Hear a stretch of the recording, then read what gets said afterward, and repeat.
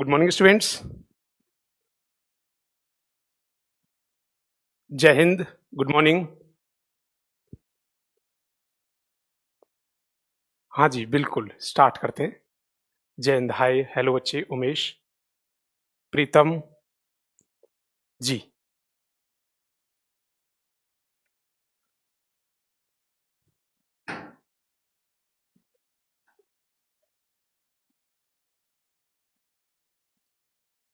कुछ बच्चों की हो सकता है फर्स्ट क्लास हो, क्योंकि जिन्होंने पहले डेमो नहीं देखा था। और बच्चे, मैं आपको बता देता हूँ, जो ये बैच हमारा चल रहा है कंटिन्यू, और आज से ये प्रॉपर तरीके से जो भी पार्ट रहेगा ऑप्टिक्स का 12th वाला पार्ट, जो मोस्ट सबसे ज्यादा स्कोरिंग पार्ट रहेगा वो मैं ही कराऊंगा जी। हाँ जी। How are you? हाँ सर, बिल्कुल मस्त।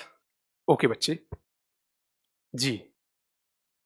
जो बच्चे जिनकी फर्स्ट क्लास है, जिन्होंने पहले डेमो नहीं देखा है, आज से बिल्कुल फर्स्ट क्लास है। जिन बच्चों ने अब तक इस बैच को ज्वाइन नहीं किया है, वो इस बैच को ज्वाइन कर सकता है। उनके लिए बिल्कुल स्टार्टिंग से है, इनिशिएट है बच्चे। हाँ जी, बिल्कुल। फिजिक्स स्टार्ट करते हैं बच्चे। और फिजिक्स में पहले मैंने इंट्रोडक्शन दिया था, फिजिक्स क्या है कैसे है, वो डेमो वाले पार्ट में बता रखा। लेकिन कोई बच्चा अगर जिसने उस डेमो को नहीं देखा है फिर भी यहां बैठा हुआ है, तो उसे आज से भी कंटिन्यू समझ में आएगा। बिल्कुल। हाँ जी, गुड मॉर्निंग, नमस्कार सभी को। जय हिंद। जय हिंद। हाँ जी बच्चे, फिजिक्स का पार्ट जो बच्चे मैं लेके चलूंगा वो ऑप्टिक्स लेके चलूंगा, और उसकी वजह भी मैं आपको बताऊंगा कि ऑप्टिक्स क्यों है।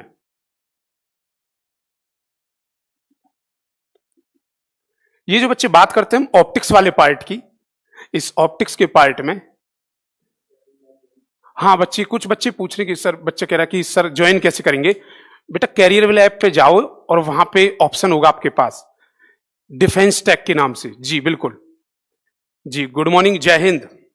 जय हिंद। हाँ जी बच्चे, स्टार्ट करता हूं। ठीक है, देखो, अगर मैंने पहले बताया था ऑप्टिक्स, ज्यादा मैं टाइम ना लेते हुए सिर्फ इस टॉपिक स्टार्ट करते। और कुछ बच्चे ये भी परेशान हो रहे थे, सर कब आओगे कब आओगे। डेमो देने के बाद आज से क्लास बिल्कुल कंटिन्यू चलेगी आपकी जी। बिल्कुल क्लास कंटिन्यू रहेगी। बच्चे ऑप्टिक्स की बात करते हैं। इस ऑप्टिक्स की वजह बताता हूं मैं, ऑप्टिक्स स्टार्ट करने की कारण क्या था। ऑप्टिक्स एक ऐसा पार्ट है जो कोई भी एग्जाम देते हैं और जहां फिजिक्स आती है। अभी हाल ही में एनडीए का एग्जाम हुआ था और मैंने कहा भी था, अगर किसी बच्चे ने उस वीडियो को देखा होगा, मैंने कहा था कि ऑप्टिक्स से 1 से 2 क्वेश्चन जरूर आता ही आता है। 2 क्वेश्चन ऑप्टिक्स से उठाए थे, 2 से 3 क्वेश्चन थे। मैं बताऊंगा आपको 2 क्वेश्चन क्या है और आप ही उसका जवाब देंगे, अगर जिन्होंने ऑप्टिक्स पढ़ी होगी तो। जी बिल्कुल। एयरफोर्स के लिए, बिल्कुल एयरफोर्स के लिए है जी, एयरफोर्स एनडीए कोर डिफेंस, बिल्कुल। हाँ जी, जय हिंद। देखिए बच्चे, बात करते हैं हम ऑप्टिक्स की, जिसे हम प्रकाश की भी बोलते हैं, और बच्चे इसे लाइट वर्ड भी बोल देते हैं, लाइट, जिसे हम प्रकाश कहते हैं, प्रकाश। ये टॉपिक बहुत ज्यादा इंपॉर्टेंट है, इसलिए मैं बोल रहा हूं। और इसके बाद जो मैं पार्ट लूंगा बताता जाऊंगा आपको। इलेक्ट्रोमैग्नेटिज्म का पार्ट होगा, मॉडर्न फिजिक्स होगी, वो पूरे जितने भी मेजर पार्ट्स होंगे उनको मैं कराऊंगा आराम से और बहुत अच्छे से। एक ऐसे पार्ट रहेगा कि पहले मैंने पूरा पार्ट कवर कर दिया थ्योरेटिकली, फिर उसके बाद न्यूमेरिकल्स का एक कोर रहेगा, न्यूमेरिकल्स की क्लास। हाँ जी, सभी एग्जाम्स के लिए बिल्कुल, जहां फिजिक्स है उसके लिए ये बहुत ज्यादा है, ये समझ लो, बहुत अच्छे से कर लोगे। ये कर लिया, फिजिक्स कवर हो जाएगी। ऑप्टिक्स की बात करें तो ऑप्टिक्स की हम स्टार्टिंग कर रहे थे और लास्ट क्लास में मैंने बताया था। देखिए बच्चे, ऑप्टिक्स होती है 2 तरह की, एक होती है जी रे ऑप्टिक्स और एक होती है वेव ऑप्टिक्स।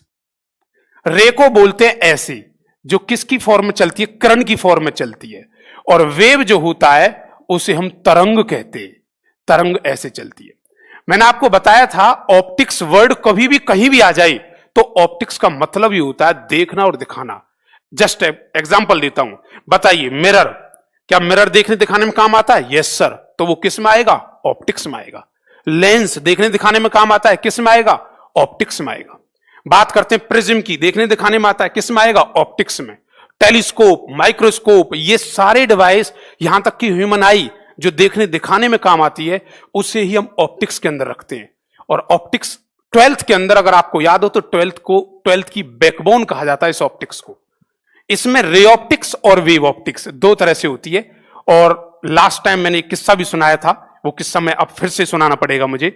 मैंने कहा यहां पांडव 5 थे जी, साइंटिस्ट भी 5 थे। 5 साइंटिस्टों का जिक्र बताऊंगा, किस साइंटिस्ट ने क्या बोला। सबसे पहले एक साइंटिस्ट आए जिनका नाम था न्यूटन साहब। न्यूटन साहब को तो आप जानते होंगे। बाबा न्यूटन के अकॉर्डिंग ये था कि जो ये लाइट है ना, जो लाइट जिसे हम प्रकाश बोलते हैं, सारी जो ये लाइट है ये रे की फॉर्म में चलती है, किरण की फॉर्म में चलती है। इसका रे नेचर होता है। रे नेचर के बारे में न्यूटन साहब ने कहा।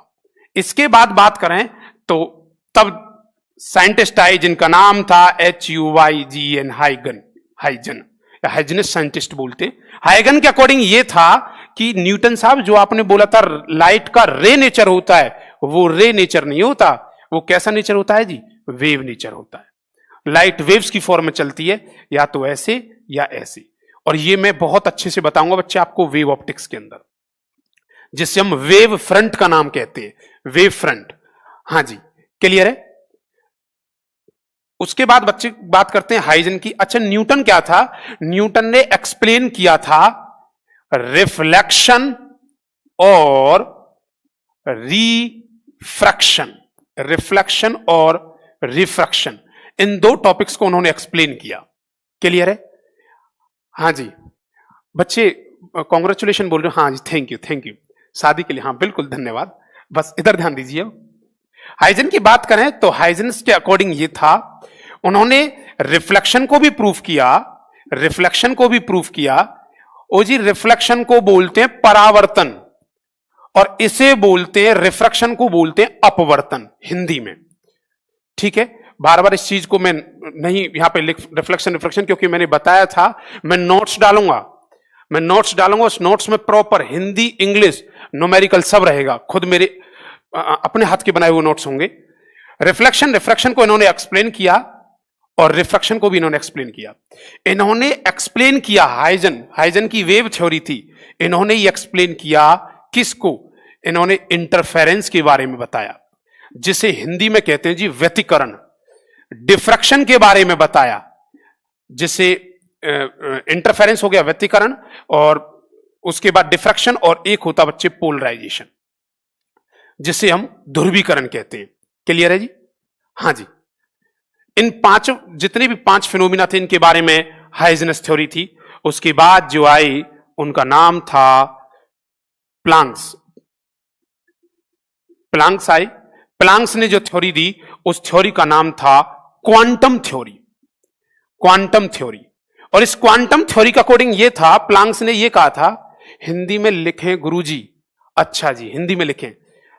प्लांक्स को प्लांक्स ही बोलते हैं जी, क्वांटम को क्वांटम ऐसे ही बोलेंगे। बच्चे मैं बोल रहा हूं हिंदी में साथ साथ जी, हिंदी में लिखें। अच्छा ठीक है बच्चे, प्लांक्स की क्वांटम थ्योरी थी। इनके अकॉर्डिंग ये था कि कोई भी प्लेट है और जो लाइट आती है वो पैकेट्स की फॉर्म में आती है। जब भी लाइट आती है वो पैकेट्स की फॉर्म में आती है, बंडल्स की फॉर्म में आती है, और इनको बोलते हैं जी क्वांटा। क्या बोलते हैं? क्वांटा। क्लियर है? और इसे फोटोन भी कहते हैं हम। क्या कहते हैं? फोटोन। लाइट फोटोन की फॉर्म आती है। ये बात किसने कही? प्लांक्स ने।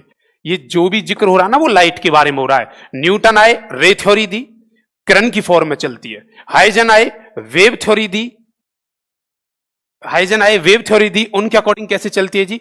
उनके अकॉर्डिंग वेव नेचर होता है। ठीक है, प्लांक्स के अकॉर्डिंग बात करें तो वहां कौन सी थ्योरी होती है? प्लांक्स कहता क्वांटम के अकॉर्डिंग। अगर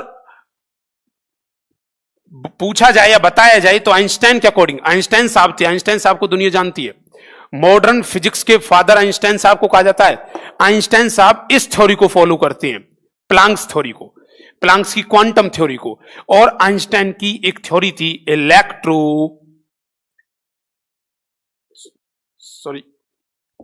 इधर ध्यान देना बच्चे। आइंस्टाइन की एक कॉन्सेप्ट था फोटो इलेक्ट्रिक इफेक्ट, विद्युत प्रकाशीय प्रभाव, और इस फोटो इलेक्ट्रिक इफेक्ट को ही नोबेल प्राइज दिया गया था। तो आइंस्टाइन साहब ने प्लांक्स की क्वांटम थ्योरी को फॉलो किया था। 1 2 3, 4th नंबर पे आए साइंटिस्ट। क्या आपको यहां दिख जाएगा बच्चे? हाँ जी बिल्कुल। यहां जो आए उनका नाम था, ड्यूअल नेचर के बारे में जिन्होंने बताया था, उनका नाम था डी ब्रोगली। बच्चे साइंटिस्ट थे, उन्होंने केमिस्ट्री में भी पढ़ा होगा आपने, इन्होंने ये कहा था लाइट का जो नेचर होता है जी वो ड्यूअल नेचर होता है। ड्यूअल नेचर होता है, दो तरह का नेचर होता है। कौन कौन सा? एक होता है पार्टिकल नेचर और एक होता है वेव नेचर। मैं आपको बता देता हूं इस ब्रह्मांड में, हां जी बिल्कुल लाइव है सर, इस ब्रह्मांड में दो तरह का नेचर होता है। एक कोई भी चीज या तो कण की फॉर्म में चलती है या वो तरंग की फॉर्म में चलती है। क्लियर है? या तो कण की फॉर्म में चलती है, तरंग की फॉर्म में चलती है। मैं बात करूं डस्ट की, जैसे डस्ट है, धूल जो उड़ती है वो किसकी फॉर्म है जी? कण की फॉर्म में। बात कर रहे हैं हम, मैं बोल रहा हूं साउंड जो चलती है वो किसकी फॉर्म में चल रही है? वेव्स की फॉर्म में।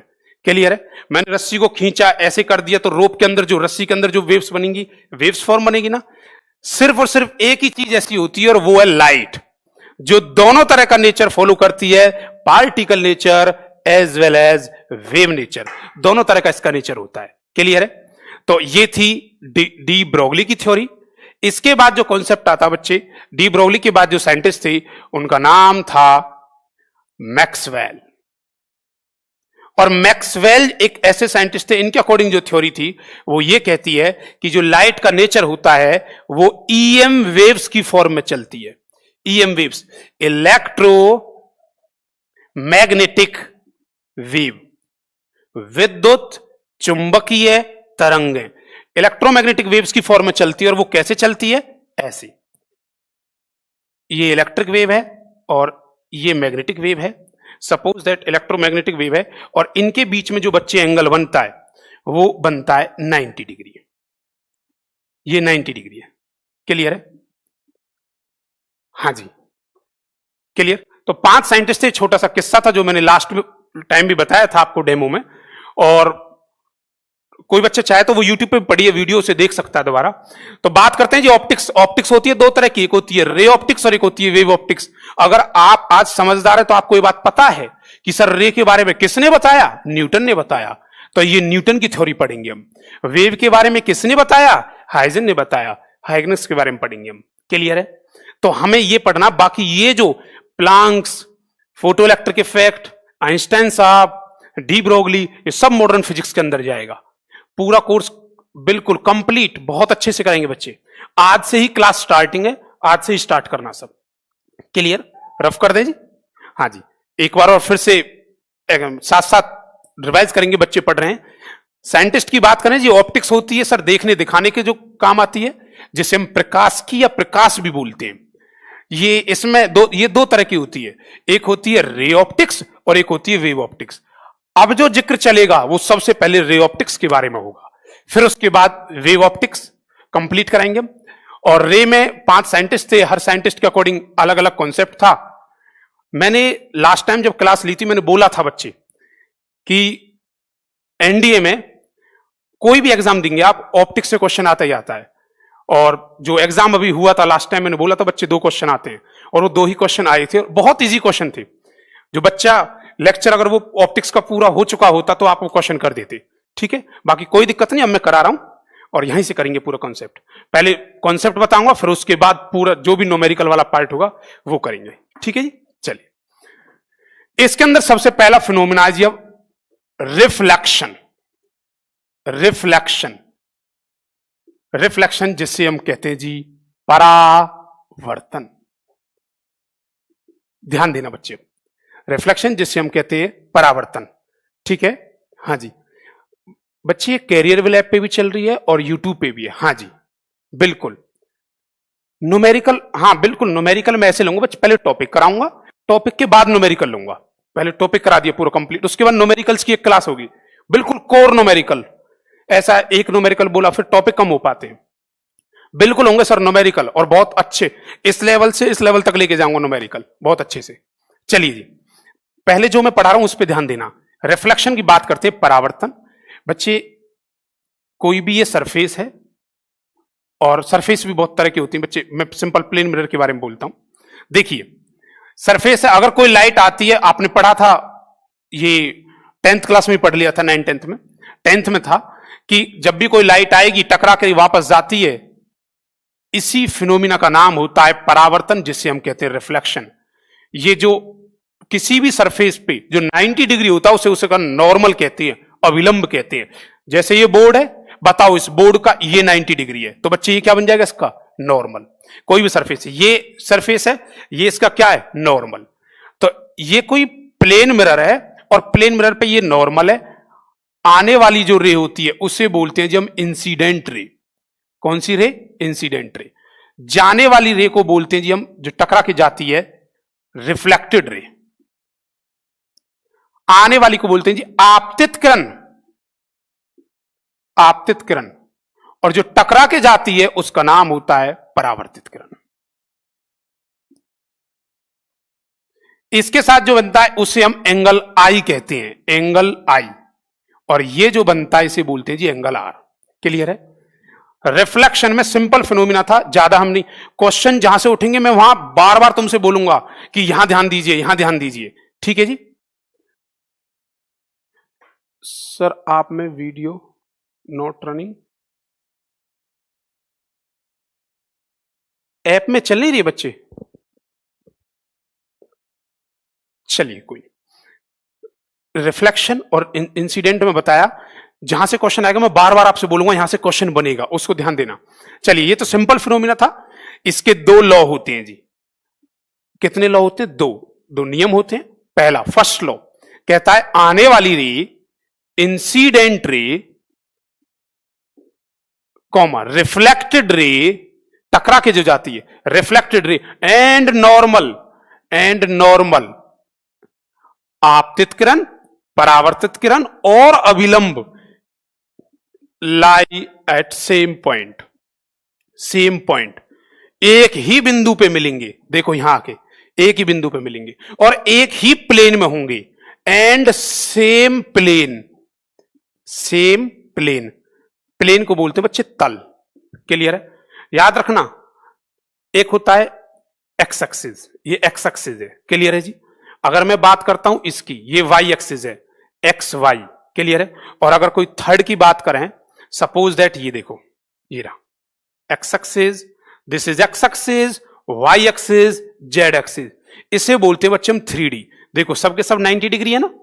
ठीक है। अच्छा, जब भी कभी दो एक्सिस मिलती हैं तो उस दो एक्सिस को हम प्लेन कहते हैं। ये एक्स है, ये वाई है, ये जेड है, तो इसका नाम होगा X Y plane, Y Z plane, X Z plane. तो ये एक ही प्लेन में होंगे। प्लेन देखो, बोर्ड को देखो, this is X axis, this is Y axis. तो बताओ दो एक्सिस है ना, तो बोर्ड को क्या बोलेंगे हम? प्लेन। ये भी एक प्लेन है, तो ये एक प्लेन में लाई करेंगे। 3D हमेशा तब होती है जब स्पेस की बात हो, कोई भी चीज स्पेस में, उड़ती हुई मक्खी 3D। क्लियर है? चलिए, अब उन्होंने कहा कि फर्स्ट लॉ के अकॉर्डिंग आने वाली रे, जाने वाली रे और नॉर्मल एक ही पॉइंट पे लाई करेंगे। ठीक है जी? सेकंड लॉ इसका क्या कहता है? एंगल आई इक्वल होगा एंगल आर के। अगर ये 30 डिग्री है तो बच्चे ये भी कितना होगा? 30 डिग्री। 30 degree, 30 degree. क्लियर है? बात समझ आई? अब होगा क्या? आपको लग रहा हो सर बहुत सिंपल बता रहे, बहुत अच्छे तरह से न्यूमेरिकल लूंगा मैं इसमें, ऐसे नहीं लूंगा मैं यहां से दूंगा, ये एंगल पूछ लूंगा, कोई भी कैसे भी घुमा घुमा फरा फरा के। तो ये क्वेश्चन सिंपल है, सिंपल वे में बताऊंगा, पहले कॉन्सेप्ट और उसके बाद न्यूमेरिकल देखना। बस मैं आपसे ये कह रहा हूं, ऑप्टिक्स एक बार आप मेरे साथ देख लो कि एक चैप्टर कि सर ने ये कराया, उसके बाद आप क्वेश्चन उठा के देखना कौन सा क्वेश्चन नहीं बनता आपसे। क्लियर है? थोड़ा सा स्लो पढ़ाएं, हिमांशु कह रहे हो। चलिए जी, वैसे स्लो ही है बच्चे, ये बात समझ आई? ये था बच्चे आपका रिफ्लेक्शन। क्लियर? हाँ जी, ठीक है। हाँ जी बच्चे, बहुत सारे बच्चे सिलेक्टेड है, मेरे अपने स्टूडेंट हैं। अभी कुछ दिन पहले ही भी 29 को मेरी शादी से अगले दिन ही उस बच्चे का परेड सेरेमनी जो होती है, अंतिम पग जो यात्रा होती है डिफेंस में, वो फ्लैंग ऑफिसर है। तो बड़े खुशी होती है बच्चे को, वो बच्चे ने बुलाया वहां पे, लेकिन मैं जा नहीं पाया। बहुत सारे बच्चे हैं, एनडीए, सीडीएस, इनके डिफेंस, कोर डिफेंस के जो बैचेस होते हैं वो मैं ही लेता हूं। जी सर। हाँ जी सर, बिल्कुल ठीक है बच्चे। स्नेल्स लॉ तो स्नेल्स लॉ बाद में आएगा, स्नेल्स लॉ भी नहीं। ठीक है जी, क्योंकि मैं भी डिफेंस से ताल्लुकात रखता हूं, मैं 3 बार डिफेंस में सिलेक्टेड हूं, और पापा जी मेरे इंडियन आर्मी से रिटायरमेंट, फिलहाल दिल्ली पुलिस। जी सर। चलिए, भाई भी मेरा इंडियन आर्मी में। अब बात करते हैं बच्चे इस रिफ्लेक्शन की, और इस रिफ्लेक्शन में सबसे पहले बात करते हैं वो मिरर की। मिरर, और जी मिरर जो होता है उसे हम दर्पण कहते हैं। दर्पण, मिरर होता है बच्चे दो तरह से। एक होता है प्लेन मिरर और एक होता है spherical mirror. Plane mirror, spherical mirror. वैसे मैं ये पार्ट पहले करा चुका हूं, लेकिन नए सिरे से बिल्कुल कराने की वजह से मुझे दोबारा रिपीट करना पड़ रहा है। प्लेन मिरर, स्फेरिकल मिरर, इसे बोलते हैं बच्चे हम समतल दर्पण। ये है जी समतल दर्पण, और ये है गोलीय दर्पण। और जी समतल जो होता है वो ऐसे होगा, ये समतल है, प्लेन मिरर है जो घरों में लगा होता है। आपने देखा ना प्लेन मिरर, वो प्लेन मिरर ही रहा। स्फेरिकल मिरर ऐसे होता है, गोल, ये स्फेरिकल है। ठीक है, अच्छा। Spherical mirror is further divided into two types, दो तरह का होता है। एक होता है कॉनकेव और एक होता है कॉन्वेक्स। इसे बोलते हैं जी अवतल। अवतल क्या? दर्पण, अवतल दर्पण, और इसे बोलेंगे हम उत्तल दर्पण। कॉनकेव मिरर, कॉन्वेक्स मिरर, अवतल दर्पण, उत्तल दर्पण।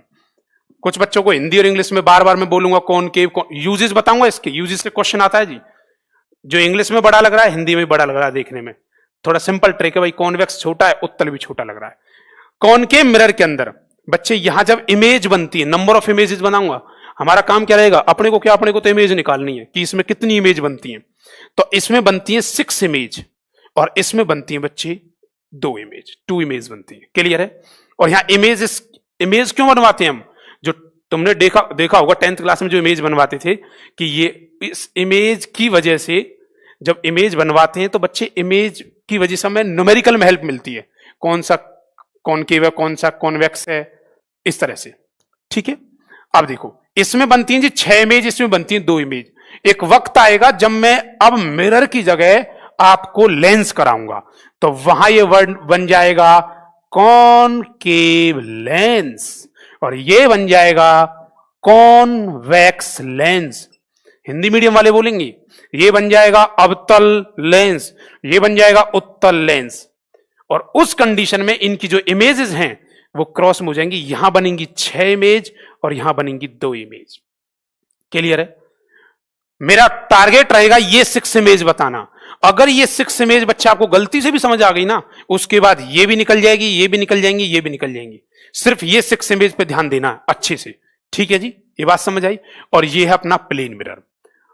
अभी तक जो मैंने बताया सर, ऑप्टिक्स होती है, एक होता है रे, एक होता है वेव। वेव को साइड हटाओ। जिक्र किसके बारे में हो रहा है? रे। याद रखना रे के बारे में जिक्र हो रहा है, तो आज तो मैं जब भी मैं लाइट बनाऊंगा एरो दिखाई देगा ऐसे, ये रे के बारे में। उसमें भी 2 तरह का, एक रिफ्लेक्शन और एक रिफ्रैक्शन।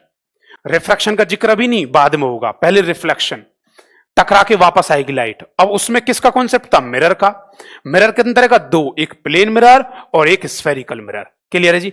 समतल दर्पण और गोलीय दर्पण 2 तरह से डिवाइड होता है। कौन सा मिरर ऐसा है जिसमें 6 केस बनते हैं? और वो है कॉनकेव। अब ये दिखता कैसे, ये बता देता हूं। क्लियर है जी? ये देखो, ऐसे बनाओ, ऐसे, ये है कॉनकेव। पॉलिश करना, ये सिल्वर नाइट्रेट होती है, वो वाली पॉलिश है जी जो आप जाते हो और जब वोटिंग के लिए जाते हो तो वो इंक लगाते हैं, ये सिल्वर नाइट्रेट होती है। उसके बाद एक ये हो गया। ठीक है, दिखाई दे रहा बच्चों को? हाँ जी बिल्कुल। अच्छा, अब देखिए, ऐसे करिए अपने हाथ को, ये रहा। अच्छा, ये रहा, ये हाथ है, ये जी प्लेन मिरर, बिल्कुल प्लेन मिरर। ठीक है जी सर, इमेज आज तक समझ नहीं आई, आ जाएंगी सर, ध्यान देना बस। जो पढ़ा रहा हूं उसके साथ ध्यान देते जाइए बच्चे। मैं कमेंट्स में बार बार ध्यान नहीं दे रहा हूं क्योंकि ये कराना जरूरी है अच्छे से। बात करते हैं प्लेन मिरर। ये सिंपल मिरर है जो आप घरों में इस्तेमाल करते हो। अब इसे आप ऐसे कर लो, ऐसे गुफा की तरह। केव, केव मतलब गुफा, या घरों में चम्मच, चमचा, जो भी चीज होती है वो इस तरह से होती है। सांप देखा होगा आपने। ये जो मिरर है ये कॉनकेव मिरर है, और आपका सबसे ज्यादा लगाव इस मिरर से होना चाहिए, क्योंकि ये मिरर अगर आपको आ गया तो मैंने बोला था सबके सब मिरर आपको आ जाएंगे, सबकी इमेज बना सकते हो। बोलो ये कौन सा मिरर है जी? कॉनकेव। बोलो ये कौन सा मिरर है? प्लेन मिरर, समतल दर्पण।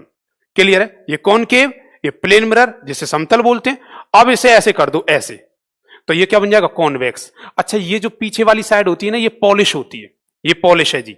ये रिफ्लेक्टिंग साइड है जहां टकरा के आएगी, और ये पॉलिश है। अब बताओ कॉनकेव में पॉलिश कहां है? जब रीजनेबल क्वेश्चन देता है ना, अलग अलग पॉइंट्स बना के कि ये और ये कॉनकेव की, आया था ये क्वेश्चन, बताऊंगा ऑप्टिक्स के अंदर कि लेंस, कॉनकेव लेंस से जुड़ी हुई कौन सी बात सत्य है, कौन सी बात असत्य है, चारों में से कौन सी बात नहीं है, वहां से क्वेश्चन। तो पॉलिश कॉनकेव में अंदर है कि बाहर है? सर बाहर है। प्लेन मिरर में ऐसे ना, ये पॉलिश है बाहर, ये टकराने वाली साइड है, रिफ्लेक्टिंग साइड, चमकदार, ये ज्यादा अच्छी लगती है इसकी कंपैरिजन।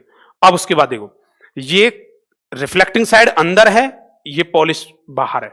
अब मैं बात करता हूं कॉन्वेक्स की। देखिए जी, कॉन्वेक्स में पॉलिश कहां है? अंदर। रिफ्लेक्टिंग साइड कहां है? आउटसाइड। ये देख लो, देखो इस डायग्राम के साथ देखना, ये देखो, दिख गया? बोलो, रिफ्लेक्टिंग साइड बाहर है, पॉलिश कहां है? अंदर। इसमें देखो, रिफ्लेक्टिंग साइड कहां है? दिख रहा होगा, रिफ्लेक्टिंग साइड कहां है जी? अंदर। पॉलिश कहां है? बाहर। बात समझ आई? सबसे ज्यादा लगाव तो होना चाहिए कॉनकेव से, इस वाले से। तो बताओ कॉनकेव में कितनी बनती हैं? 6। तो कॉन्वेक्स में कितनी बनेंगी? 2। लेकिन किंतु परंतु किंतु लेंस के केस में ये उल्टा था। क्लियर है? और लेंस के केस में कैसे उल्टा था? कौन सा लेंस ऐसा है जैसे जिसमें 6 केसेस बनती हैं? सर कौन के मिरर में 6 बनती थी, तो लेंस का कौन सा होगा? कॉन्वेक्स। क्लियर है? ठीक है जी। मेहंदी की पॉलिशिंग, अच्छा इधर ध्यान दे लो। ठीक है जी बच्चे, ध्यान देना पढ़ाई पे। उसके बाद कहता है कॉनकेव। कॉनकेव की बात करते हैं। कॉनकेव अच्छा मैं आपसे पूछने लगूं, कॉनकेव लेंस में कितनी बनेंगी? आप कहोगे सर कॉनकेव मिरर में 6 थी, तो लेंस में कितनी बनेंगी? 2। क्लियर है? ओवरऑल ये सारी इमेज बनाऊंगा, इमेज के बिहाफ पे ही न्यूमेरिकल कराऊंगा, और अच्छे न्यूमेरिकल कराऊंगा जी। ऐसे बहुत स्टार्टिंग करूंगा बहुत छोटे से और अच्छे लेवल तक। क्लियर है? ये हो गया प्लेन मिरर। अब कुछ फैक्ट थे जो प्लेन मिरर के बारे में हम पढ़ेंगे। ठीक है? अगर मैं आपसे पूछने लगूं बच्चे कि कौन सी थ्योरी ऐसी थी, आइंस्टाइन किस थ्योरी को फॉलो करते थे? प्लांक्स को। और यह क्वेश्चन यूपीएससी में भी आया हुआ क्वेश्चन है कि आइंस्टाइन की किस थ्योरी को नोबेल प्राइज दिया गया था, नवाया गया था? तो आप जवाब देंगे फोटो इलेक्ट्रिक इफेक्ट, विद्युत प्रकाशीय प्रभाव। और 5 साइंटिस्टों में जो सबसे अहम योगदान जो है वो है बच्चे आपका मैक्सवेल। मैक्सवेल एक टेबल है, टेबल से क्वेश्चन आता ही आता है, ईएम वेव की टेबल। चलो वो वक्त आने पे बताएंगे। अब बात करते हैं जी हम प्लेन मिरर के बारे में। प्लेन मिरर, प्लेन मिरर जिसे हम बोलते हैं जी समतल दर्पण। समतल दर्पण। और जी प्लेन मिरर ये होता है ना, ये प्लेन मिरर है, सिंपल पॉलिश होती है, और ये रिफ्लेक्टिंग साइड होती है। अब जो बच्चे मैं यहां पॉइंट्स लिखूंगा ऐसे करके, जो स्टार बनाऊंगा, वो पॉइंट्स होंगे जो कॉम्पिटिटिव एग्जाम्स में क्वेश्चंस की फॉर्म में होते। क्लियर है? सबसे पहले प्लेन मिरर है, ये जो होती है ये AgNO3 silver nitrate, silver nitrate की पीछे पॉलिश होती है। सिल्वर नाइट्रेट, सिल्वर की पॉलिश बोल देते हैं, सिल्वर नाइट्रेट होती है। क्लियर है? ये प्लेन मिरर है। अच्छा, इसकी फोकल लेंथ कितनी है? पहला क्वेश्चन बनता है कि इसकी फोकल लेंथ कितनी है? फोकल लेंथ, फोकल लेंथ कितनी है आपसे पूछेगा, इसकी फोकल लेंथ कितनी है? फोकल दूरी भी बोल देता है हिंदी में। फोकल लेंथ कितनी है? तो आप जवाब देंगे इनफाइनाइट। क्लियर है जी? कोई दिक्कत तो नहीं। प्लेन मिरर से बहुत सारे क्वेश्चन आते हैं। एक क्वेश्चन आपसे कहेगा कि ये ऑब्जेक्ट है, ये कोई ऑब्जेक्ट है, और ये रहा प्लेन मिरर, और ये इसकी इमेज है। बच्चे ऑब्जेक्ट जो होता है ना, ऑब्जेक्ट, और ये जी इमेज, इस ऑब्जेक्ट को बोलते हैं जी बिंब, और इसे बोलते हैं जी प्रतिबिंब। ठीक है? ऑब्जेक्ट जितनी दूरी पे ऑब्जेक्ट बनता है, जितनी दूरी पे ऑब्जेक्ट होगा उतनी ही डिस्टेंस पे इमेज होती है। क्वेश्चन कि ऑब्जेक्ट कितनी दूरी पे होता है, इमेज कितनी डिस्टेंस पे होगा? सेम डिस्टेंस पे होंगे। अगला क्वेश्चन बनता है यहां से कि ये कोई प्लेन मिरर है, ये कोई प्लेन मिरर है। अगला जैसे ये कोई प्लेन मिरर है जी, कहेगा आपसे प्लेन मिरर है, और इस प्लेन मिरर के सामने कोई ऑब्जेक्ट रखा हुआ है, ये कोई ऑब्जेक्ट है, इसकी इमेज बनेगी, कोई भी इमेज बनेगी, ये इमेज बनी, ठीक है। वो आपसे कहेगा कि ऑब्जेक्ट को पूरा देखने के लिए गुरुजी थोड़ा बड़ा बड़ा लिखें। अच्छा जी, बड़ा साइज, मैं सोच रहा था एक बार में सारे पॉइंट्स आ जाते हैं यहां, चलिए बड़ा लिख देंगे। कहता है कि ऑब्जेक्ट को पूरा देखने के लिए, ये ऑब्जेक्ट है, सपोज दैट मेरी हाइट 6 फीट है, ऑब्जेक्ट को पूरा देखने के लिए इमेज को पूरा देखने के लिए ऑब्जेक्ट ये है, इमेज दर्पण के अंदर बनेगी, मिरर के अंदर बनेगी। अगर आपको मिरर के अंदर देखना है तो ऑब्जेक्ट को पूरा देखने के लिए उस दर्पण की हाइट कितनी होनी चाहिए? उस ऑब्जेक्ट की आधी होनी चाहिए, जितनी उस ऑब्जेक्ट की हाइट है।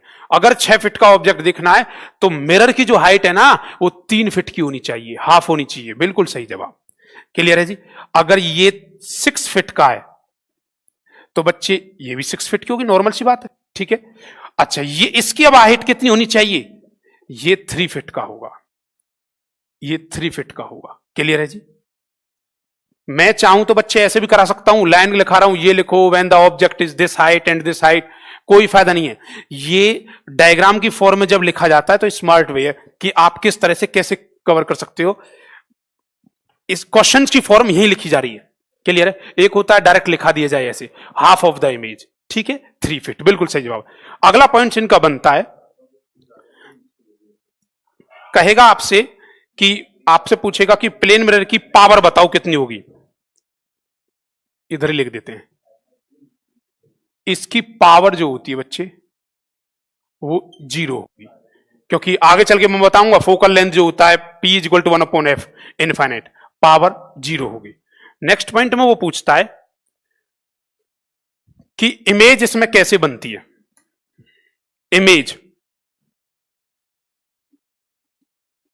इमेज कैसी होगी? इमेज के लिए बोलेगा बच्चे लेटरली इन्वर्जन। लेटरली इन्वर्जन का मतलब पता क्या होता है?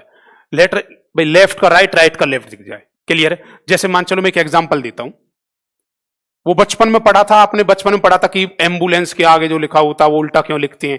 क्योंकि वो लेटरली इन्वर्जन कर देता है। मिरर में सामने से देखते हैं तो वो उल्टा दिखाई देता है। अगर ये ऐसे है, ये P बन गया, P, ठीक है जी, ये P है, तो ये P कैसे दिखाई देगा? जब भी कभी मिरर इमेज बनाते हैं, ये क्वेश्चन एक ऐसा सर जी ये ऑप्टिक्स में पूछा जाता है कि किसी की मिरर इमेज बताइए, तो कितना भी बड़ा खतरनाक डायग्राम हो, बस कुछ नहीं करना, याद रखना जो मिरर के पास है वो पास है और जो मिरर से दूर है वो दूर है, क्लियर। जो दिल के पास है वो पास है, जो दिल से दूर दूर। ऐसी बात करते हैं। अब देखो P कैसे बनेगा, ये P ऐसे है ना, तो ये ऐसे बनेगा ऐसे, और ये जो बार है ये ऐसे, ये लाइन है ये अलग है, तो इसकी P ऐसे बनेगी, ना कि ऐसे। कोई ऐसे बना दे या ऐसे बना दे, ऐसे नहीं हो सकता, क्लियर है। ये बन गया P। R देखना है, R मैंने कहा ये R है, ये देखो R, ठीक है। मैंने कहा जो मिरर के पास है वो पास है, ये देखो ये ऐसे बनेगा। अच्छा, ये गुलाई जो है वो ऐसे आएगी मिरर के पास, पास आई सर। ये जो है ये मिरर के नियर आ रहा है ना, मिरर के नियर आएगा, देखो ऐसे, तो ये बनेगा। ऐसे बनती बच्चे इमेज, इसे बोलते हैं जी मिरर इमेज। वाटर इमेज बताना जरूरी नहीं है क्योंकि वो रीजनिंग का पार्ट है। तो ये लेटरली इन्वर्जन बनती है, इसे बोलते हैं हम लेटरली इन्वर्जन। सर मेरा नाम लीजिए। हाँ जी, गौतम दीक्षित, ठीक है जी। इधर ध्यान दीजिए बच्चे, कर लिया? हाँ जी। अब नेक्स्ट पॉइंट, यहां तक किसी बच्चे सबने नोट कर लिए तो रफ कर देते हैं। अगला पॉइंट बनता बच्चे इसका प्लेन मिरर से रिलेटेड ही। जैसे देखिए कोई भी ऑब्जेक्ट है, नेक्स्ट पॉइंट, अगर ये ऑब्जेक्ट है, ये कोई ऑब्जेक्ट है जी, और ये कोई प्लेन मिरर है। अगर ऑब्जेक्ट v वेलोसिटी से चल रहा है, अगर ऑब्जेक्ट मिरर की तरफ v वेलोसिटी से चल रहा है, तो जब वो उसे मिरर में देखेगा तो उसे ऐसा लगेगा जैसे कि उसकी इमेज, उसकी प्रतिबिंब उससे दुगनी वेलोसिटी से चल रही है, 2v वेलोसिटी से चल रही है। अगर ये v से चलेगा तो ये आभास होगा कि ये कैसे चलेगी, 2v वेलोसिटी से चलेगी। दुगनी वेलोसिटी से चलेगी। क्लियर है? बात समझ आई? हाँ जी, क्लियर। अगला पॉइंट यहां से बनता बच्चे, टू वी वेलोसिटी। क्वेश्चन इसी फॉर्म में आता है कि if the velocity of object is V, को सिंपल दे सकता है कि भाई अगर एग्जांपल दूं कि मैं बताइए अगर ये 10 मीटर पर सेकंड की स्पीड से चल रहा है, वेलोसिटी चल रहा है, तो ये कैसे लगेगा? ये ऐसे लगेगा, सेम एज ऑब्जेक्ट, डबल हो जाएगा, हाफ हो जाएगा, ऑप्शंस में रहेगा 10, 5, 20, 15, तो आप क्या बोलोगे? इसका डबल हो जाएगा 20 मीटर पर सेकेंड। ऐसा आभास होगा, वर्चुअल एंड डायरेक्ट। क्लियर है? इसके बाद बात करते हैं बच्चे, इसमें हमने बताया इसका, अच्छा एक पॉइंट और भी आता बच्चे इसमें, इसकी जो रेडियस ऑफ कर्वेचर है, रेडियस ऑफ कर्वेचर, ये नोट कर लिया ना, रेडियस ऑफ कर्वेचर बच्चे वो भी इनफाइनाइट होगी। बताओ मैंने अब तक क्या बताया? फोकल लेंथ क्या है? इनफाइनाइट है। रेडियस ऑफ कर्वेचर क्या है? इनफाइनाइट। क्लियर है? जो त्रिज्या की बात करते हैं, वक्ता त्रिज्या। उसके बाद पावर क्या थी इसकी? 0। जबकि ये कॉन्सेप्ट समझ आ गया? ठीक है। अगला पॉइंट्स बनता बच्चे नंबर ऑफ इमेज निकालने का, कि नंबर ऑफ इमेजेस बताइए, नंबर ऑफ इमेजेस कैसे कैसे निकलती हैं। प्लेन मिरर बताया।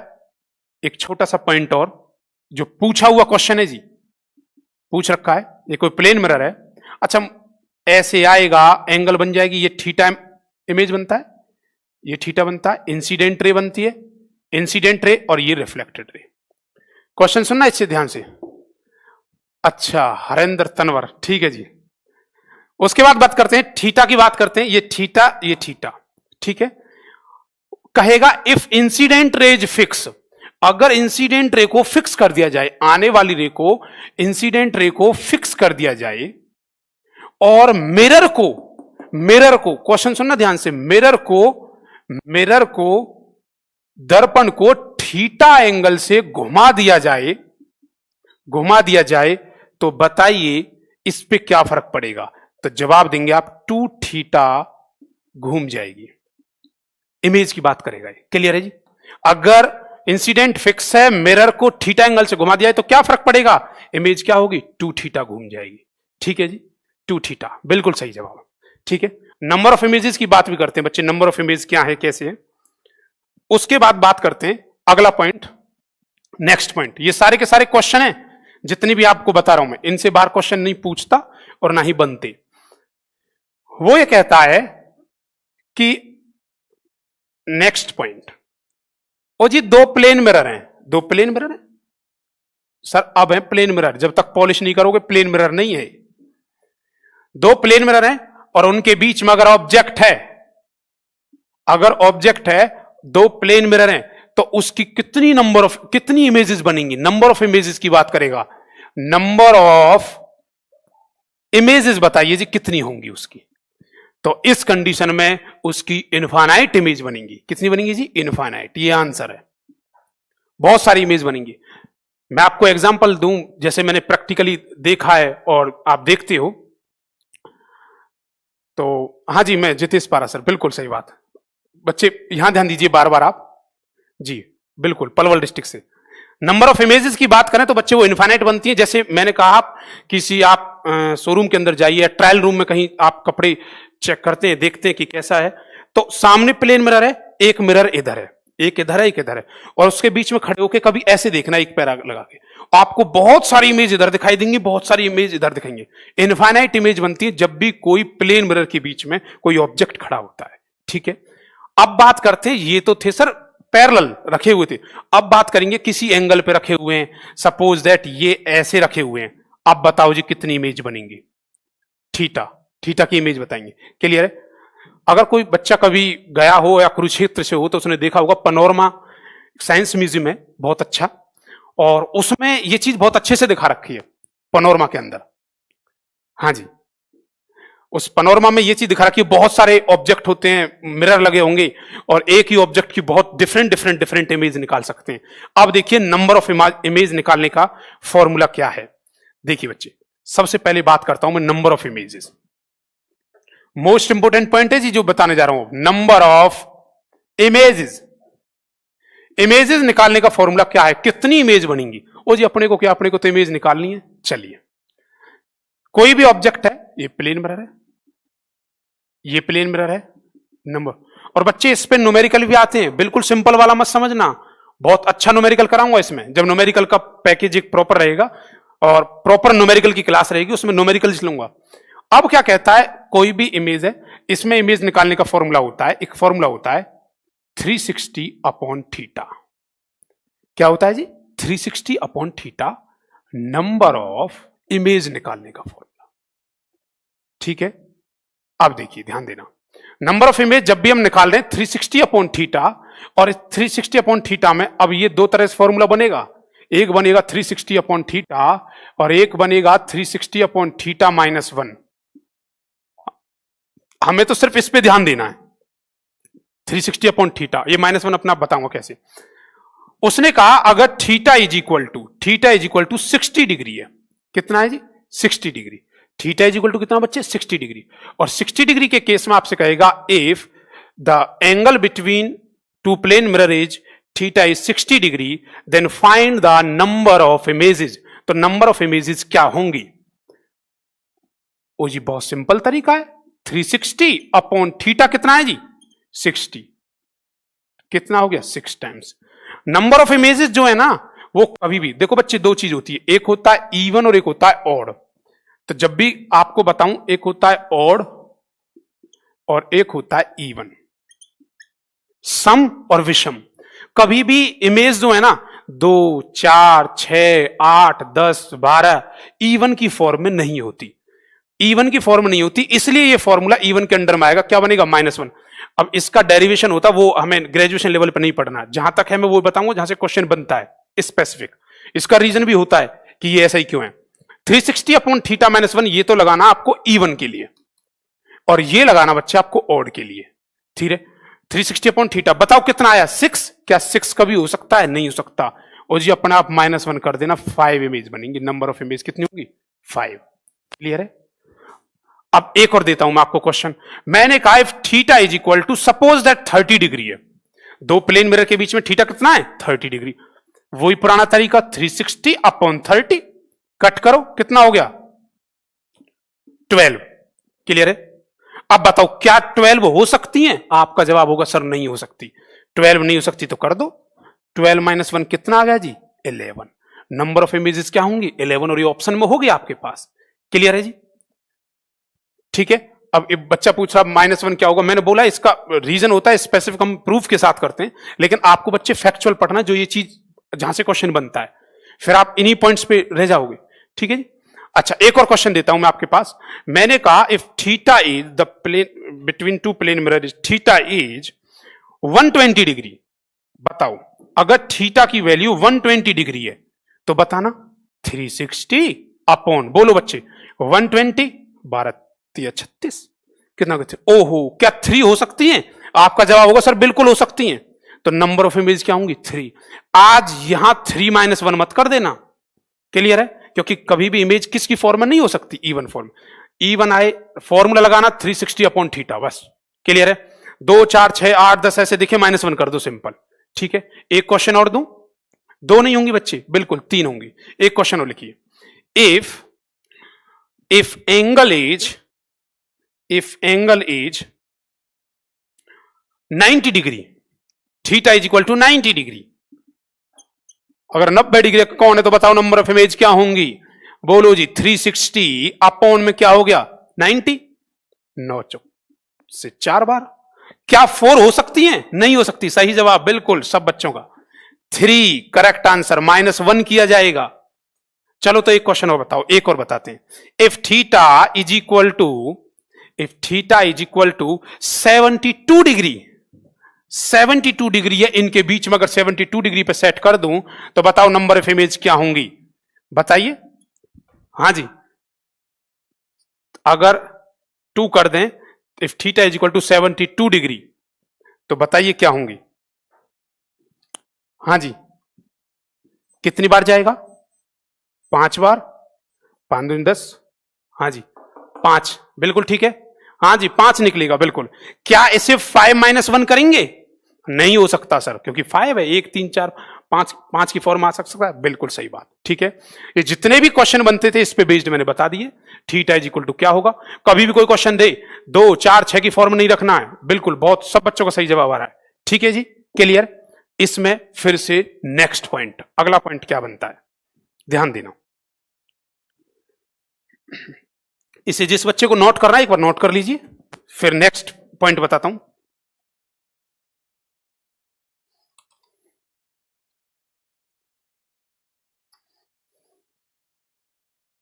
एक पॉइंट और पूछता बच्चे, इसमें कर लिया जी। प्लेन मिरर बिल्कुल फिनिश, कहीं से भी कोई क्वेश्चन बनेगा कर लेंगे आप। और अभी तो बच्चे जंग स्टार्ट हुई है, अभी तो जंग जारी है, उसके बाद लास्ट में बहुत अच्छे अच्छे क्वेश्चन करेंगे। फिजिक्स एक बार बस यही है, यही फर्स्ट लास्ट टाइम, यही बहुत ढंग से करनी है। ठीक है जी, चलिए।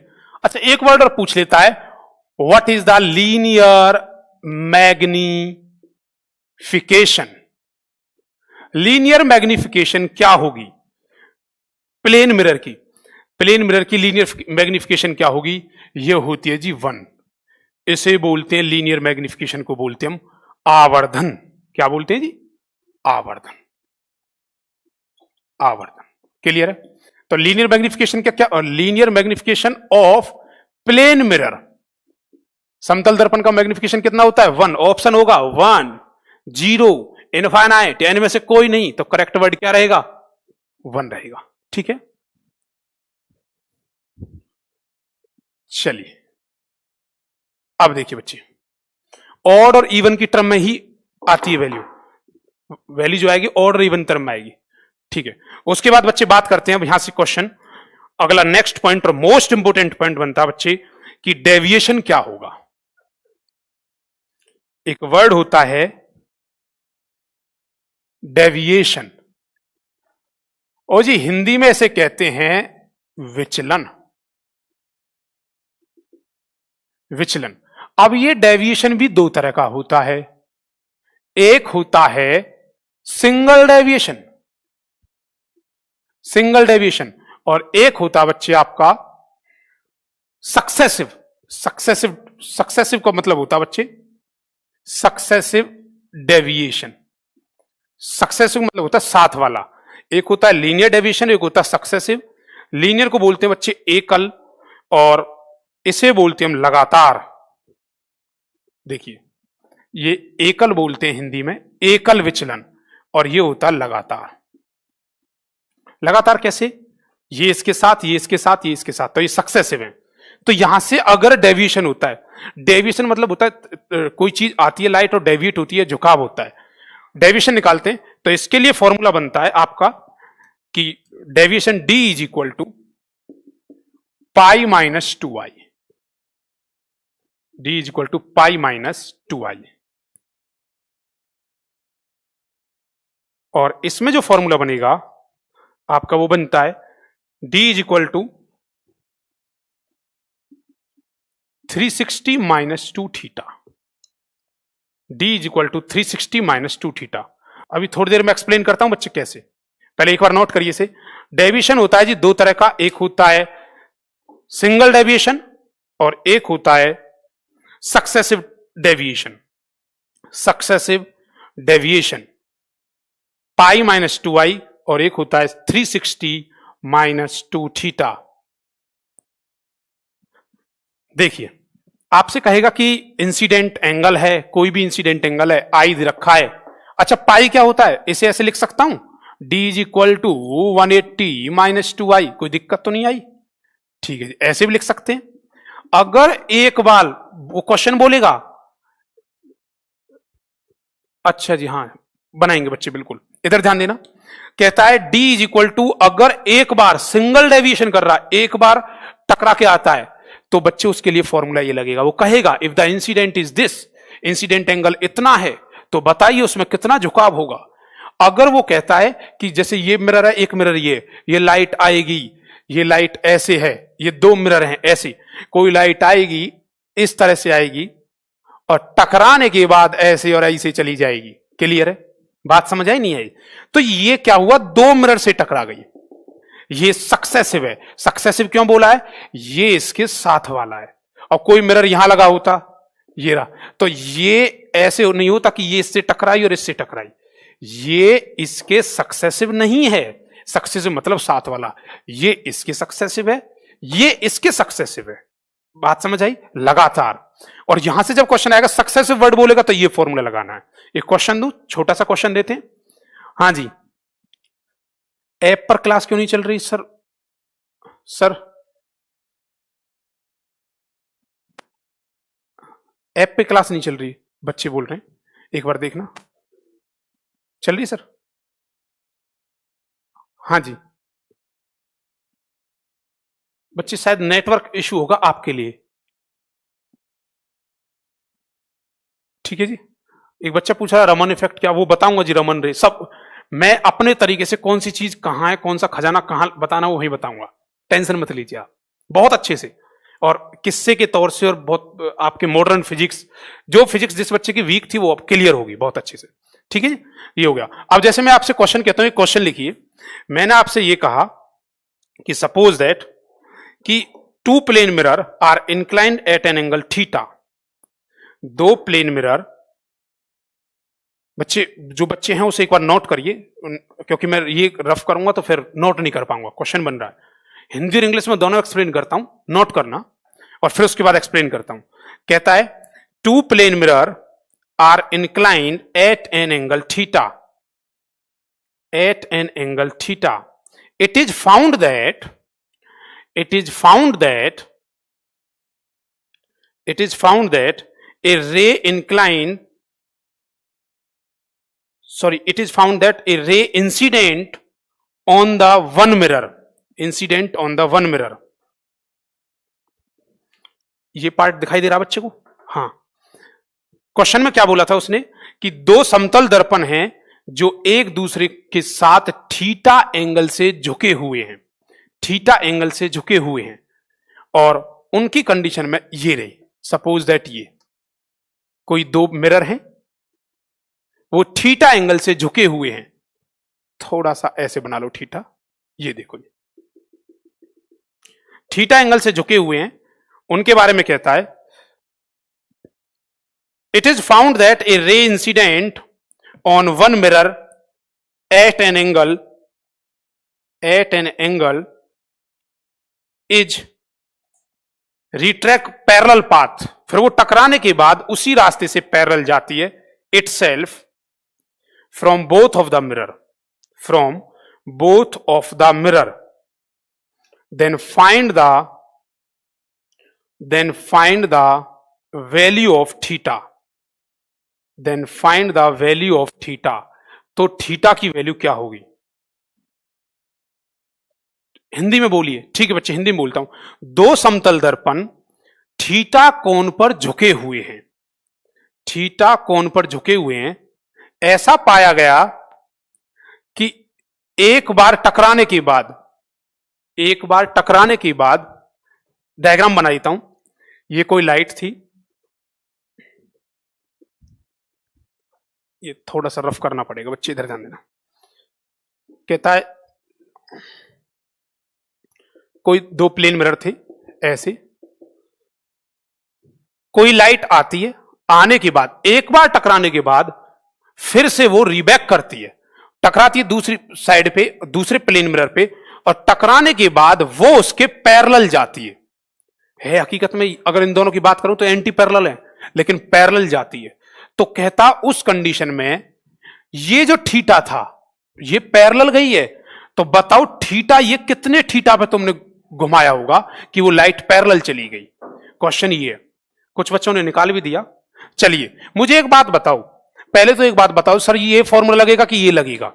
सर जी दो बार हुआ है, क्लियर है बच्चे? हिंदी में क्वेश्चन बोला तो है कि दो मिरर हैं, एक पे आती है पैरेलल, टकराने के बाद फिर से वो दूसरे दर्पण से टकरा के उसके समांतर जाती है, तो बताइए वो थीटा कितना रहा होगा? अब पहले एक बात बताओ, ये फॉर्मूला लग नहीं सकता क्योंकि सर ये दो बार टकराया, तो बोलो क्या होगा? D is equal to 360 minus 2 theta. अब बताओ डेविएशन, झुकाव कितना हुआ है? लाइट आई और आने के बाद टकरा के वापस चली गई। तो बच्चे अगर मैं इस कंडीशन में आपसे बोलूं कि जब वो जाएगी तो डेल अच्छा, ये जो झुकाव है ना जी डी, इसे बच्चे डेल भी बोल देते हैं, डेल।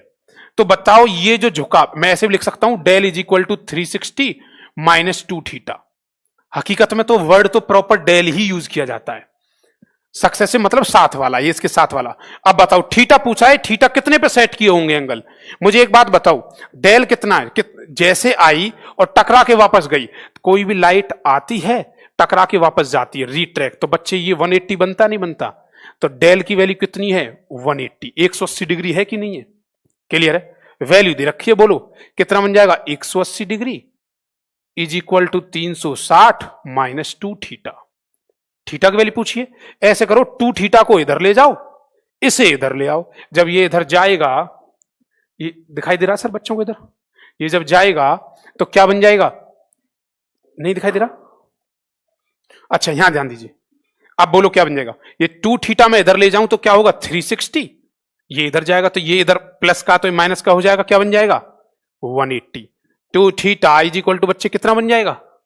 बोलो 180 डिग्री, और थीटा इज इक्वल टू क्या बनेगा? 90 डिग्री, 90 डिग्री होगा जी। थीटा की वैल्यू कितनी होगी? 90। बिल्कुल सही जवाब, बिल्कुल सही जवाब, theta is equal to 90 degree.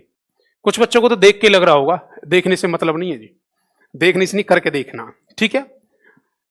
Single deviation ये करना है, सक्सेसिव डेविएशन ये करना है, पूरा प्लेन मिरर कंप्लीट।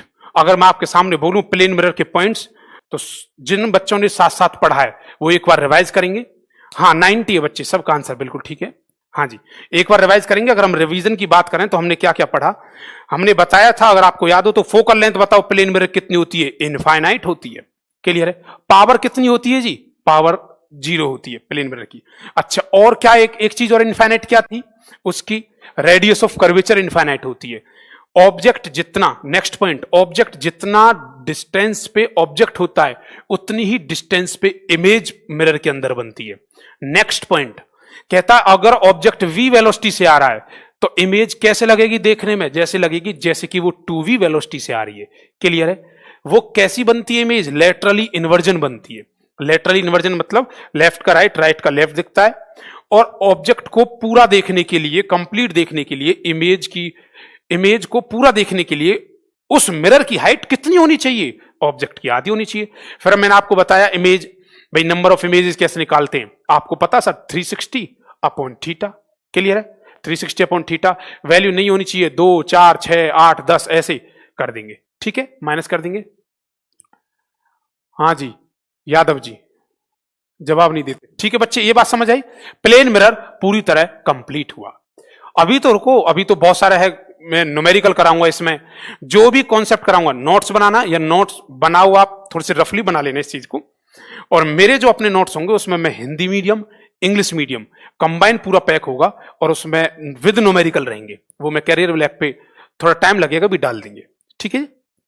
उसके बाद ये हो गया कंप्लीट। अब बच्चे प्लेन मिरर के बाद आता आपका, बताओ आपने पढ़ा था ना मिरर 2 तरह का होता है जी, एक होता है प्लेन मिरर और एक होता है स्फेरिकल, समतल दर्पण और गोलीय दर्पण।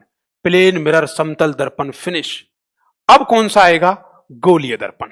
चलिए गोलीय दर्पण की बात करते हैं, जिससे हम प्लेन मिरर कहते हैं।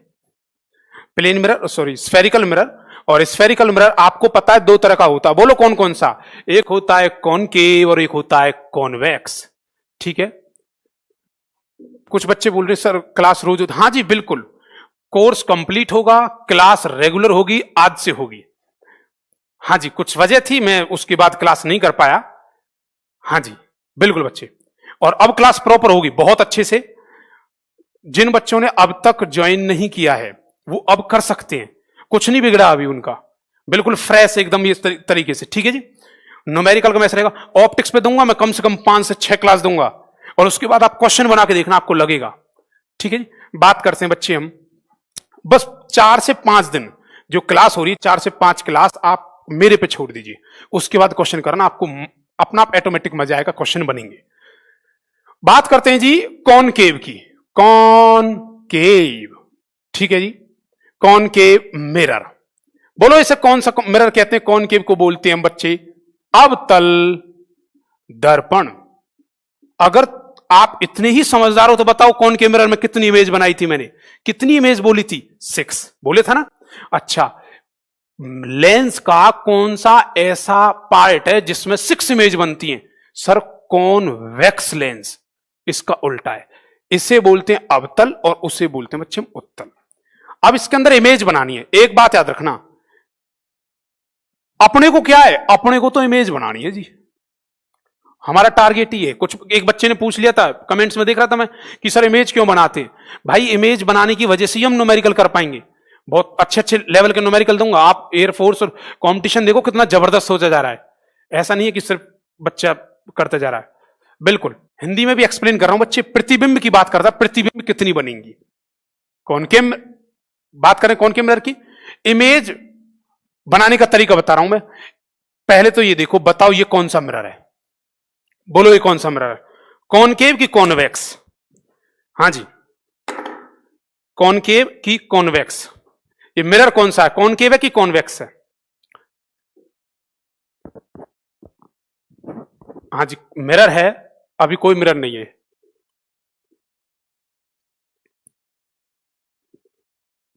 अरे जब तक इस पे पॉलिश नहीं हुई ये मिरर हो ही नहीं सकता।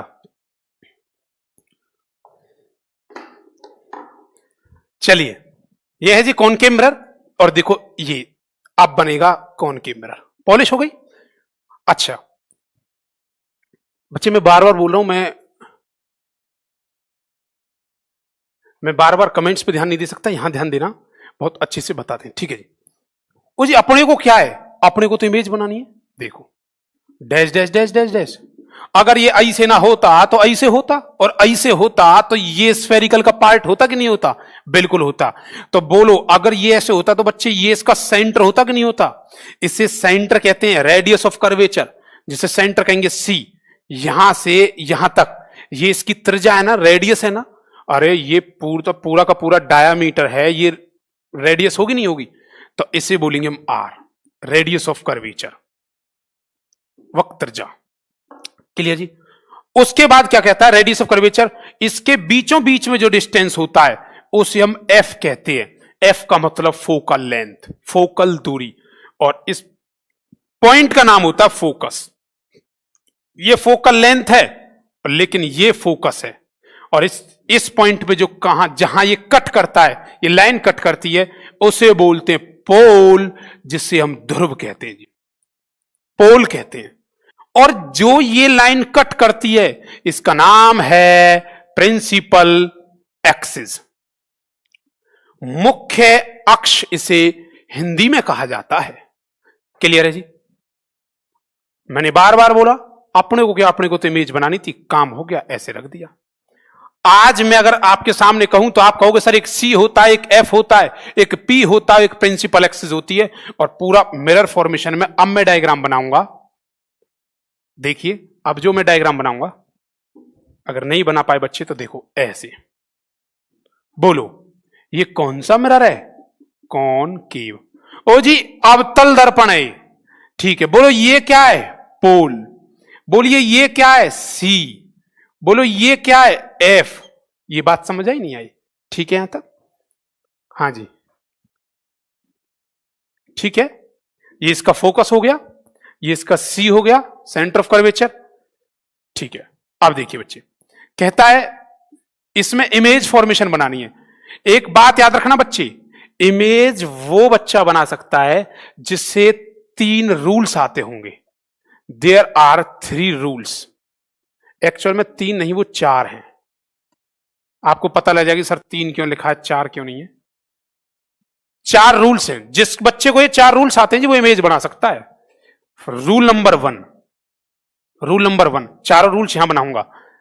पहले रूल नंबर 1 के अकॉर्डिंग, जब भी कोई लाइन प्रिंसिपल एक्सिस, ये प्रिंसिपल एक्सिस है ना, मुख्य अक्ष, जब भी कोई लाइन प्रिंसिपल एक्सिस के पैरेलल आएगी, प्रिंसिपल एक्सिस के पैरेलल आएगी, टकराने के बाद फोकस से जाएगी ऐसे। This is rule number 1। Clear है? उसके बाद नेक्स्ट में कहता है रूल नंबर 2 में, इसका उल्टा कर दो। पैरेलल आएगी फोकस से जाएगी, तो उल्टा क्या होगा? फोकस से आएगी, टकराने के बाद प्रिंसिपल एक्सिस के पैरेलल जाएगी, मुख्य अक्ष के समांतर जाएगी। Rule number 2। ठीक है जी। अगला कहता है रूल नंबर 3, अगर कोई line centre of curvature C से आएगी, आफ्टर स्ट्राइक वो टकराने के बाद सी से ही वापस जाएगी। रूल नंबर 3 क्लियर है। उसके बाद नेक्स्ट रूल नंबर 4 जो आपने पढ़ा था रिफ्लेक्शन के केस में, एंगल आई से आएगी, एंगल आर से जाएगी, एंगल आई से आएगी, एंगल आर से जाएगी। रूल नंबर 4 बताओ कितने रूल हैं जी? 4। एफ, हां जी बिल्कुल एफ फोकस है। अच्छा हां जी ठीक है बच्चे, देखिए इधर ध्यान दीजिए। सबसे पहले बात करते हैं हम फर्स्ट की।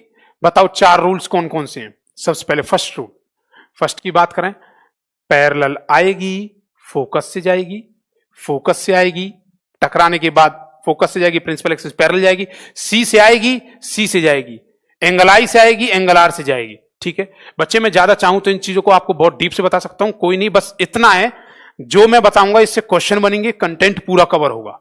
ठीक है जी। कुछ बच्चे चाहते सर बिल्कुल एकदम वैसे पढ़ा दो जैसे 10th में पढ़ाया था, एक एक डायग्राम अलग अलग बना के, ये ऐसे होगा, ये ऐसे आएगी, पैरेलल आएगी, ऐसे फोकस से आएंगी, फिर नेक्स्ट डायग्राम बनाओ। कोई फायदा नहीं है उसका। आपने देखा था अभी मैं क्वेश्चंस की फॉर्म बता रहा था तो मैं डायग्राम बना रहा था सिर्फ, तो कोई भी वे उसे स्मार्ट वे बनाई थोड़ी सी, ऐसा नहीं कि बस करते जा रहे हो लिखते जा रहे हो। ठीक है जी। बताओ 4 रूल्स कौन कौन से बताए, 4 रूल्स कौन कौन से बताए थे बताओ। सबसे पहला रूल, पैरेलल आएगी, फोकस से जाएगी। दूसरा, फोकस से आएगी, टकराने के बाद प्रिंसिपल एक्सिस के पैरेलल जाएगी, सी से आएगी, सी से जाएगी, और एंगल आई से आएगी और एंगल आर से जाएगी। क्लियर है। अब जिसको ये 4 रूल्स आते हैं वो इमेज बना सकता है। वैसे मैं आपको बता दूं ये क्लास मैं पहले भी हो चुकी है आपकी एक डेमो क्लास के तौर तरीके से, लेकिन अब क्लास कंटिन्यू रहेंगी बिल्कुल। ये मैंने इसलिए पढ़ाया दोबारा से कि बार बार।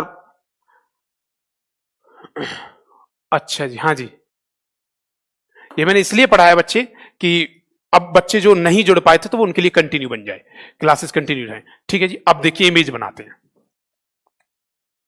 इधर ध्यान देना। बोलो जी ये कौन सा मिरर है? कॉनकेव। कॉनकेव मिरर है। बोलो ये क्या होगा? सी। बोलो ये क्या होगा? एफ। ठीक है। अब इमेजेस की बात करते हैं बच्चे, इमेजेस बनानी है हमें, ध्यान देना। और ये होगा पोल। ठीक है। इसी पे बेस्ड बच्चे जो भी मैं आपको बताने जा रहा हूं, इसी पे बेस्ड इनके यूजेस होंगे। थोड़ी देर में पता लगे यूज कैसे होंगे। देखो इमेज बच्चा, जब ऑब्जेक्ट, बताओ इसमें कितनी इमेज बनती है? 6। जब ऑब्जेक्ट 6 पोजीशन पे होगा तभी तो इमेज 6 जगह बनेगी, 6 कंडीशन में बनेगी। चलो पहली कंडीशन में ऑब्जेक्ट है बच्चे इनफाइनाइट पे, अनंत पे, सिर्फ आती हुई किरण आती हुई दिखाई देगी, रे, ऑब्जेक्ट नहीं दिखाई देगा यहां। क्लियर है। सिर्फ रे दिखाई देगी। पहली कंडीशन। पहले ऑब्जेक्ट बताओ, पहले बताओ कि बिंब कहां कहां होगा, प्रतिबिंब अपना आप बन जाएगी। उसके बाद ऑब्जेक्ट, सेकंड कंडीशन कहां होगा? बियॉन्ड सी, सी से परे। तीसरी कंडीशन में कहां होगा? सी पर होगा। अगली कंडीशन में आगे जाके कहां पहुंचेगा? बिटवीन सी एंड एफ, सी और एफ के बीच में होगा। अगली कंडीशन में कहां होगा? फोकस पे होगा। नेक्स्ट कंडीशन में कहां होगा? एफ और पी के बीच में होगा। 6 कंडीशन। ऑब्जेक्ट की 6 कंडीशन है। अब ऑब्जेक्ट 6 कंडीशन पे तो इमेज भी 6 जगह बनेगी। देखिए कैसे। क्लियर है। इसे रफ कर दें।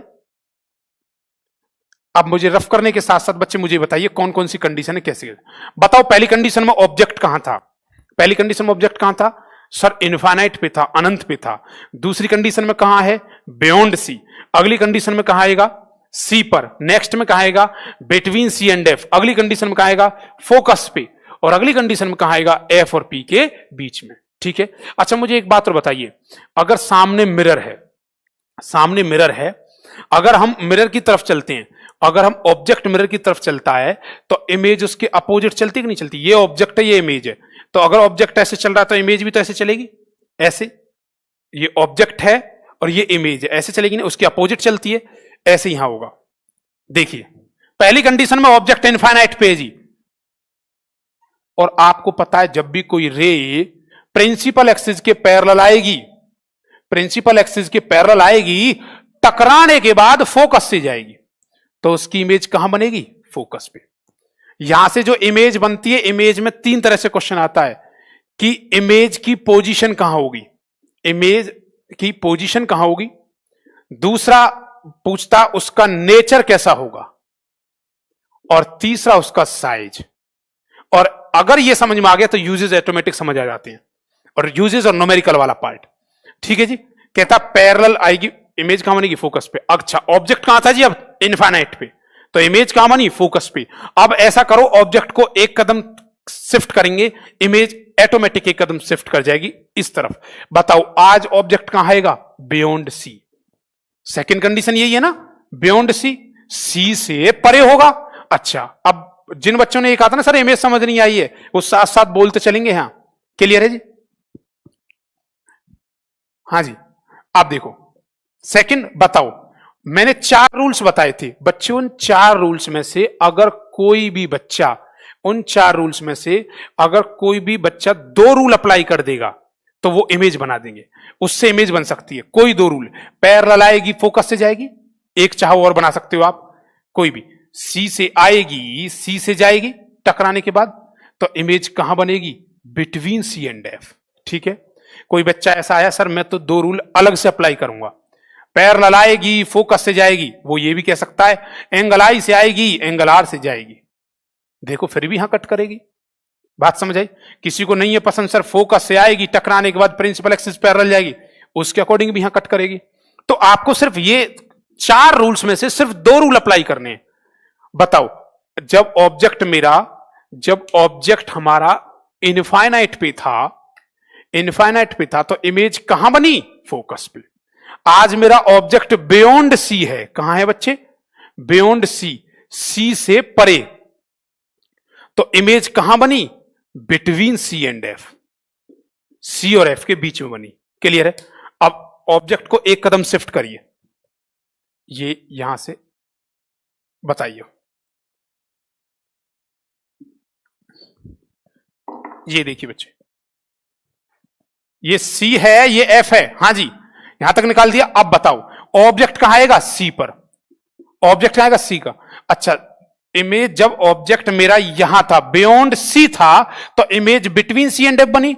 जब इनफाइनाइट था तो कहां बनी? फोकस पे। अच्छा, आज इमेज यहां शिफ्ट हो जाएगी तीसरी कंडीशन में, तो ये इमेज भी तो यहां जी, ऑब्जेक्ट जब यहां होगा तो इमेज यहां होगी। बच्चे ये कहां बनेगी? सी पर। सी का सी पर, सी का सी पे सेम साइज। अच्छा, अगली कंडीशन में ऑब्जेक्ट कहां जाएगा? बोलो, ऑब्जेक्ट कहां जाएगा? बिटवीन सी एंड एफ, तो इमेज एक कदम शिफ्ट होगी। सी से अगला कदम क्या आता है? Beyond C. ओहो, जब मेरा ऑब्जेक्ट बियॉन्ड सी था तब इमेज सी और एफ के बीच में बनी। आज मेरा object between C and F है, तो इमेज कहां गई बच्ची? Beyond C. बोलो अगली कंडीशन में कहां जाएगा? 5th कंडीशन में ऑब्जेक्ट कहां आ गया? फोकस पे। अच्छा जी, बियॉन्ड सी से आगे क्या होता है? सर बियॉन्ड सी से आगे इनफाइनाइट होता है। ये बात भी सर समझ आ गई। जब ऑब्जेक्ट इनफाइनाइट पे था तो इमेज फोकस पे बनी, आज मेरा ऑब्जेक्ट फोकस पे है तो इमेज कहां बनेगी? इनफाइनाइट पे बनेगी। बात समझ आई? क्लियर है? कोई दिक्कत तो नहीं? तो इमेज कहां बनेगी? इनफाइनाइट पे। ठीक है जी। कितनी कंडीशन हुई बच्चे? यहां से 5 कंडीशन। पहली कंडीशन, दूसरा चित्र बनाए। भाई मैं इसमें 6 चित्र बना सकता हूं, कोई फायदा नहीं उसका। बच्चे एक ही जगह समझो। चलो दोबारा बोलता हूं। चलिए, पहली कंडीशन में मेरे साथ साथ बोलते चलना। पहली कंडीशन में ऑब्जेक्ट इनफाइनाइट पे था। आपको पता है मैं इनफाइनाइट बोलूंगा, आप फोकस बोलेंगे, और सी का सी पे बनती है। ये बात पची कि नहीं पची अब तक? ठीक है जी। कहता है ऑब्जेक्ट इनफाइनाइट पे था तो इमेज कहां बनेगी? फोकस पे। अब ऐसे करो, ऑब्जेक्ट को एक कदम शिफ्ट करो। इनफाइनाइट से आगे क्या होता है? बियॉन्ड सी होता है। क्या होता है? बियॉन्ड सी। इनफाइनाइट से आगे बियॉन्ड सी होगा तो इमेज कहां हो जाएगी? Between C and F. मैं बियॉन्ड सी बोलूं तुम बिटवीन सी एंड एफ बोलेंगे, मैं बिटवीन सी एंड एफ बोलूं तुम बियॉन्ड सी बोलेंगे, मैं फोकस बोलूं मैं तुम इनफाइनाइट बोलोगे, मैं इनफाइनाइट बोलूं तुम फोकस बोलोगे।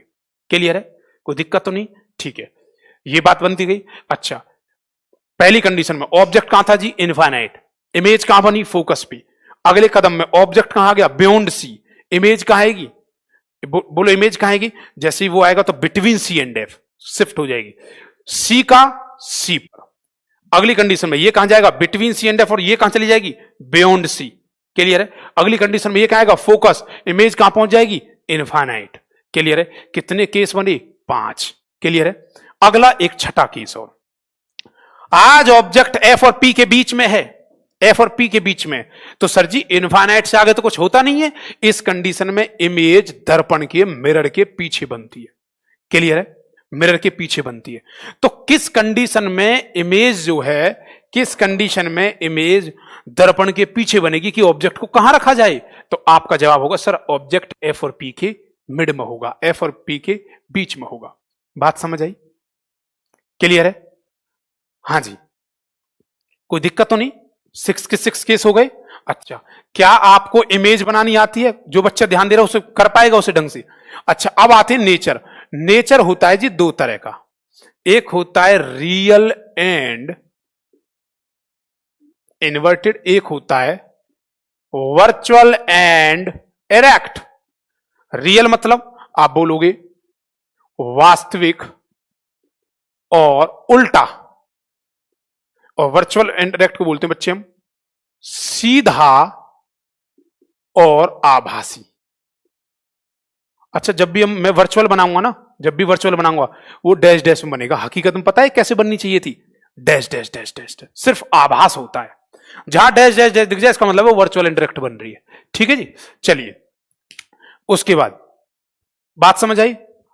क्या आपको नेचर पता है, नेचर होता है जी 2 तरह का, एक होता है वास्तविक और उल्टा, और एक होता है सीधा और आभासी, real and inverted, virtual and erect. ठीक है। अच्छा, जो भी उल्टा लटका हुआ है, नीचे नीचे है, उल्टा है, वो सब के सब रियल एंड इन्वर्टेड है। अगर रियल होगा तो इन्वर्टेड होगा, इन्वर्टेड होगा तो रियल होगा, वर्चुअल होगा तो इरेक्ट होगा, इरेक्ट होगा तो वर्चुअल होगा। तो बताओ इन सब में इमेज 5 के 5 केस में देखो, फोकस, बियॉन्ड, यहां यहां यहां, इनफाइनाइट, इन सब केस में कैसी बन रही है, 5 के 5 केस में रियल एंड इन्वर्टेड, और इस केस में कैसी बन रही है, वर्चुअल एंड इरेक्ट। बात समझ आई, वर्चुअल एंड इरेक्ट। क्लियर बच्चे, ठीक है। इसमें बन रही है आभासी और सीधी, सीधा बनता और आभासी, यहां मैंने लिख दिया, फिर भी याद रखना। और इनमें कैसी बन रही है, वास्तविक और उल्टी, सब में उल्टी बन रही है ना, नीचे रिवर्स बन रही है ना। क्लियर है। बताओ कौन सा मिरर ऐसा, सर ये क्वेश्चन आया हुआ क्वेश्चन है जी, अभी लेंस में भी मैं बार बार बोल रहा हूं बच्चे को, बस हो सकता है किसी बच्चे को अपना तरीका नहीं आए पसंद, किसी बच्चे को बहुत ज्यादा, मैं बार बार बोल रहा हूं डिफेंस के कोर बैचेज में ही लेता हूं, और कोई भी चीज आप यहां पढ़ रहे हो तो इसके बाद जब ऑप्टिक्स आपकी पूरी कवर हो जाए उसके बाद देखना आप क्वेश्चन कितने बनाते हो, यूपीएससी के क्वेश्चन उठा के देखना। ठीक है जी। उसके बाद कहता है रियल एंड इन्वर्टेड हो गया, कितने केस में रियल एंड इन्वर्टेड बनती है, 5, कितने केस में वर्चुअल एंड डायरेक्ट बनती है, 1। वो कौन सा होता है जब इमेज कहां होती है, सर ऑब्जेक्ट कहां होता है, एफ और पी के बीच में, और इमेज दर्पण के पीछे बनती है। यहां तक बात क्लियर सबको, कोई दिक्कत नहीं। अब बात करते हैं जी हम साइज की। ठीक है, साइज मैं बार बार बोल रहा था, जिस बच्चे ने यहां ध्यान दिया है, ये 6 केस समझ आ गए, उसको बाकी की जो इमेज है ना, लेंस की, मिरर की, सब समझ आ जाएगी। एक बार और रिपीट कर दूंगा, ध्यान देना। क्लियर है, हां जी। उसके बाद अब क्या कहता बच्चे, साइज बताओ। अच्छा मुझे एक बात बताओ, पहली कंडीशन में ऑब्जेक्ट कहां था, इनफाइनाइट पे, तो इमेज कहां बनी थी, फोकस पे। कोई चीज इनफाइनाइट पे बहुत दूर है तो तुम्हें छोटी सी दिखाई देगी, नहीं देगी, बहुत छोटी दिखाई देगी ना। क्लियर है।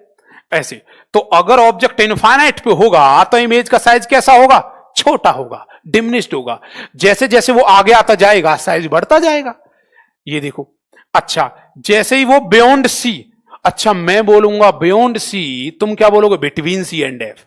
मैं बोलूंगा बिटवीन सी एंड एफ, तुम क्या बोलोगे, बियॉन्ड सी। मैं बोलूंगा फोकस, तुम बोलोगे इनफाइनाइट। ये ट्रिक बताई थी ना, सिंपल। क्लियर। उसके बाद ये बन के ऐसे आती बच्चे, तो उसके बाद क्या हुआ, अच्छा अब क्या है, ये क्या रहेगा, ये साइज कैसा है, स्मॉल, स्मॉलर। अच्छा, कहां आके वो बराबर होती है, सर जी सी का सी पे सेम साइज, सी का सी पे सेम साइज, वो सेम साइज की बनती है। ठीक है। और उसके बाद बात करता हूं मैं यहां, मैं चाहता तो इस डायग्राम को अलग बना देता, कोई बेनिफिट नहीं, उसका एक ही जगह बता दूंगा तो ज्यादा बेहतर रहेगा। अलग अलग डायग्राम बनाने से बेहतर है इसी जगह बता दी जाए। अच्छा, जैसे ही वो इमेज ऑब्जेक्ट से कब बड़ी होगी, सर वो सी पे आके बराबर की हो चुकी है। अगर वो सी को क्रॉस करेगा ऑब्जेक्ट तो इमेज बड़ी होती जाएगी पीछे की तरफ। आज वो बियॉन्ड सी हो गया तो इमेज क्या होगी, लार्ज, बड़ी हो गई। क्लियर है? अच्छा, वो जब फोकस पे होगा तो क्या बन जाएगी वो, लार्ज, लार्जर देन। अच्छा सर यहां भी लार्ज लिखा है, यहां भी लार्ज लिखा है, ऐसे करना, जो सी है ना, सी से लेफ्ट और सी से राइट, इस कंडीशन में हम ऑब्जेक्ट से कंपैरिजन करते हैं।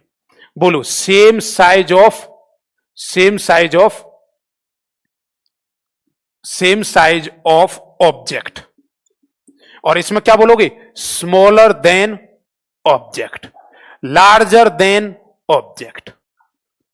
सी पे, सी से पहले, सी से बाद, ऑब्जेक्ट से कंपैरिजन करना, smaller than object, larger than object, और इसमें लार्ज, और इस कंडीशन में बनती है बच्चे एक्स्ट्रा लार्ज। कैसी बनती है जी, एक्स्ट्रा लार्ज, बहुत बड़ी बनती है, बहुत बड़ी इमेज बनती है।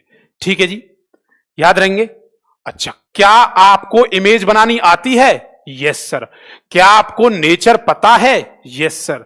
क्या आपको साइज पता है? Yes sir.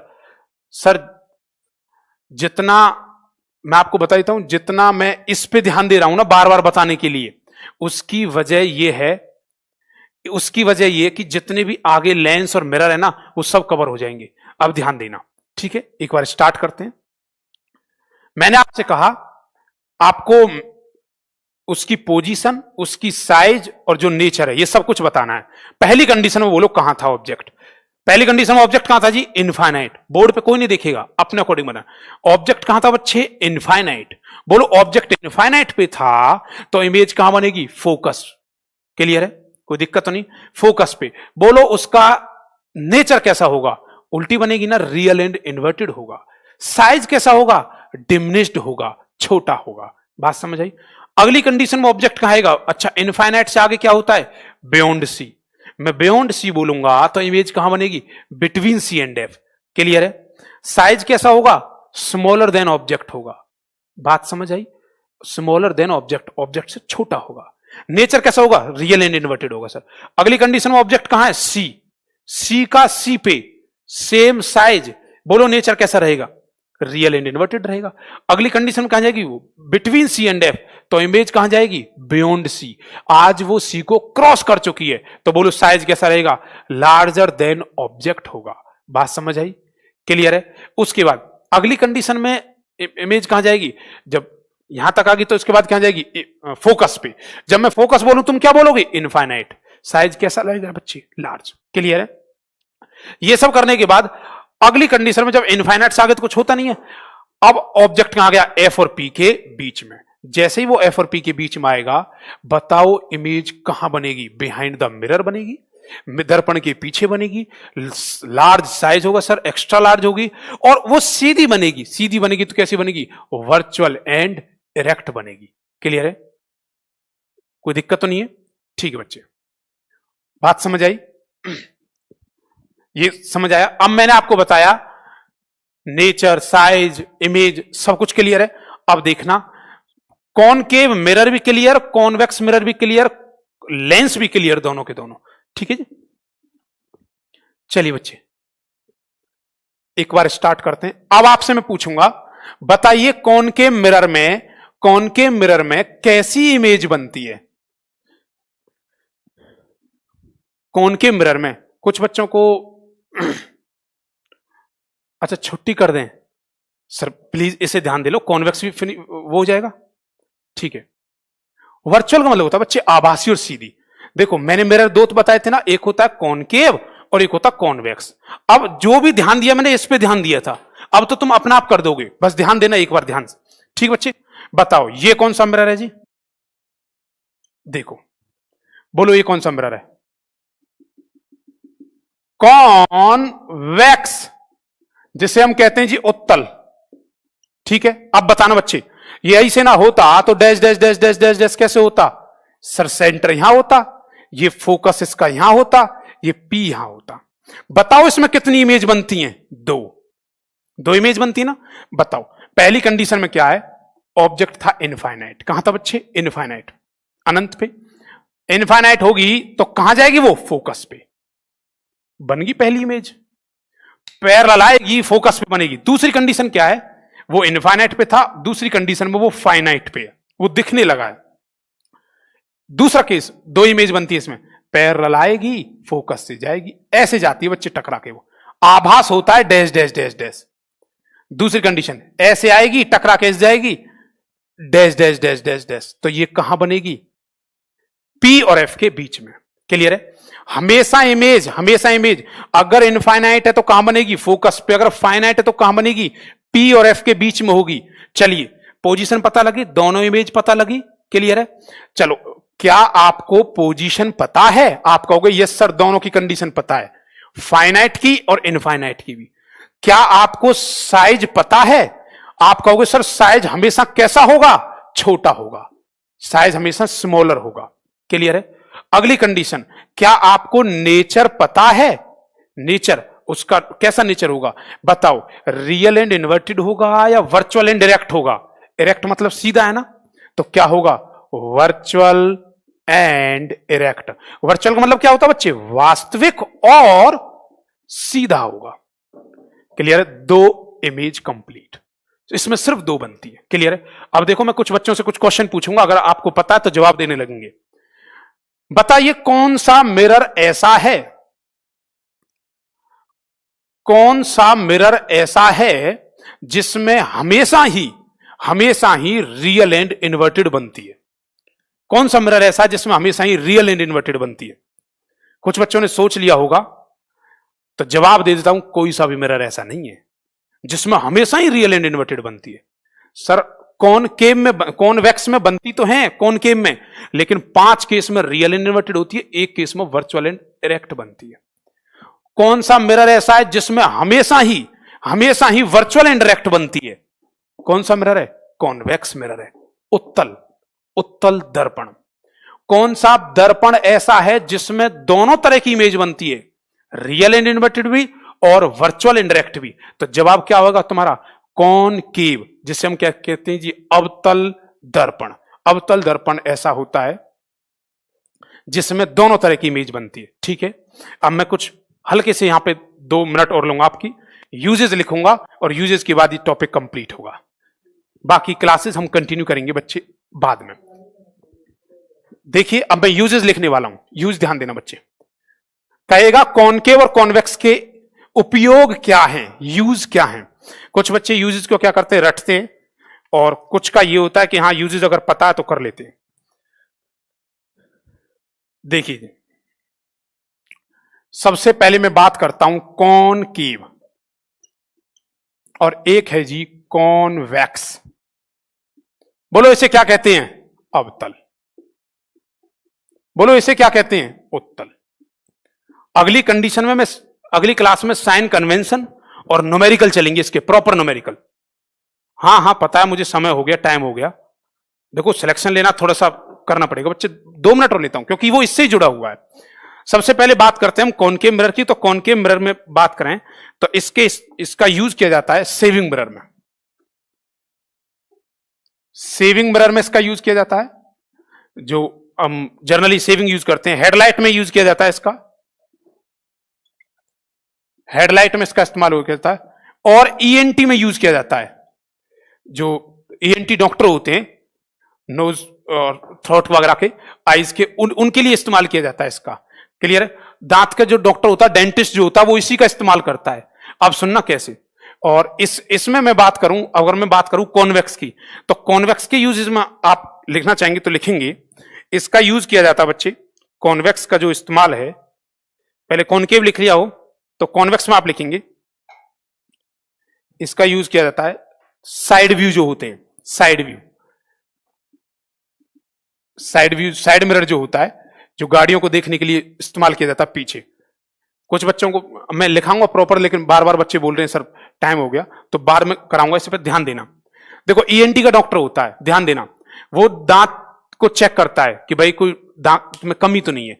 अब मुझे एक बात बताओ, अगर ईएनटी के डॉक्टर के पास जा रहे हो और उस कंडीशन में उसने कहा कि कॉनकेव मिरर यूज करेगा कि कॉन्वेक्स मिरर यूज करेगा, अच्छा मिरर और लेंस में अंतर ये होता है, लेंस में आर पार दिखता है जी, मिरर में पॉलिश होती है एक तरफ। ठीक है, ईएनटी के डॉक्टर के पास गए, वो दांत को देखता है। अगर किसी बच्चे ने पूछा कि बेटा ईएनटी का डॉक्टर कौन सा मिरर इस्तेमाल करता है और उसने बोल दिया कॉन्वेक्स, कॉन्वेक्स उत्तल। अब मुझे एक बात बताना, उत्तल में हमेशा ही इमेज क्या बनती है, छोटी बनती है ना भाई साहब, दांत पहले से छोटा है और छोटा दिखाई देगा, तो गलत जवाब है। करेक्ट वर्ड क्या होगा, अवतल। अब अवतल है तो उस अवतल का भी कौन सा केस होगा, जो बच्चे समझदार होंगे, समझ आ रहा होगा तो वो बता देंगे सर अवतल का छठे वाला केस होगा, कॉनकेव का सिक्स्थ वाला केस होगा, जब ऑब्जेक्ट पी और एफ के बीच में होगा तो ऑब्जेक्ट जो होगा उसकी इमेज जो बनेगी, उसकी इमेज साइज जो होगा वो एक्स्ट्रा लार्ज होगा, और लार्ज के साथ साथ वो क्या होगा बच्चे, सीधा भी होगा। क्लियर है, बस एंड कर रहे हैं बच्चे, ठीक है, बात समझ आई। कॉनकेव अगली क्लास में बच्चे बता देता हूं मैं आपको, इसमें जो भी पार्ट बचा हुआ है आपका न्यूमेरिकल वाला पार्ट होगा, और इसमें साइन कन्वेंशन का पार्ट होगा, लेंस होगा, रिफ्लेक्शन रिफ्रैक्शन होगा, और मोस्ट इंपोर्टेंट जो अगली क्लास है उस क्लास में मैं एक चार्ट बनाऊंगा, और उस चार्ट से क्वेश्चन हमेशा आता ही आता है, और कुछ बच्चे जो दिए हों एग्जाम या नहीं दिए हों, और उठा के देखना प्रैक्टिस सेट, हमेशा 100% एक क्वेश्चन यहां से दिखेगा ही दिखेगा। क्लियर है, वो मैं बताऊंगा आपको नेक्स्ट क्लास में। ओके स्टूडेंट्स, जय हिंद, थैंक यू बच्चे। हाँ जी ठीक है, ओके, जय हिंद।